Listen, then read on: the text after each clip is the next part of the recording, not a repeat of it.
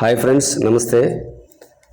కేంద్ర ప్రభుత్వం కావచ్చు, రాష్ట్ర ప్రభుత్వం కావచ్చు, సంక్షేమ పథకాలకు అయిన ఖర్చు అయినా లేదా అభివృద్ధి కోసం ఖర్చు పెట్టినటువంటి ఖర్చు అయినా, దేశ రక్షణ కోసం పెట్టినటువంటి ఖర్చు అయినా, ఏదైనా దేశంలో వచ్చినటువంటి వివిధ రూపాల్లో వచ్చినటువంటి రెవెన్యూ లేదా ఆదాయాన్ని అనుసరించే పెట్టగలరు.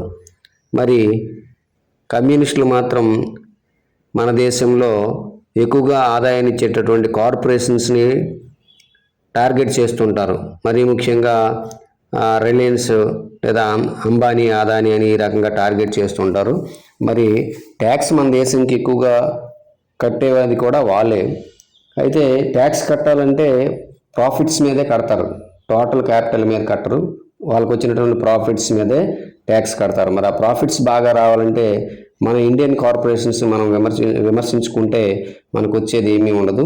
మరి అలాగని మనం అంబానీ, అదానీ లాంటి గ్రూప్స్ని విమర్శిస్తూ వాళ్ళని మనం తొలగించేసినా సరే, ప్రపంచంలో వివిధ రకాల కార్పొరేషన్స్ ఉన్నాయి. ఆ కార్పొరేషన్స్ని మనం ఆపేయగలమా? మనం ఉపయోగిస్తున్నటువంటి ప్రతి వస్తువు కూడా వివిధ రకాల కార్పొరేట్ సంస్థలు తయారు చేస్తున్నటువంటివే. మరి అలాంటప్పుడు మన ఇండియన్ కార్పొరేట్ సంస్థల్ని ఎందుకు మనం విమర్శించుకొని ఈ హిండెన్బర్గ్ లాంటి దొంగ రిపోర్ట్లు ఇప్పించుకొని అవి ప్రచారంలోకి తీసుకొని పోయి మన ఇండియన్ కార్పొరేట్ సంస్థలనే మనం దెబ్బతీయాల్సినటువంటి అవసరం ఏముంది? మరి ఈ సందర్భంగా top 10 highest tax payers in India in financial year 2022-2023 ఒకసారి తెలుసుకుందాం, ఎవరెవరు ఎంత కట్టారు ట్యాక్స్ అనేది.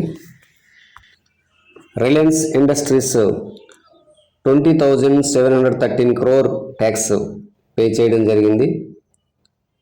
అలాగే SBI 17,649 crore, HDFC 15,350 crore, Tata Consulting Services TCS 14,604 crore, ICICI Bank 11,793 crore, ONGC 10,273 crore, Tata Steel 10,160 crore, Coal India 9,876 crore, Infosys 9,214 crore, Axis Bank 7,703 crore.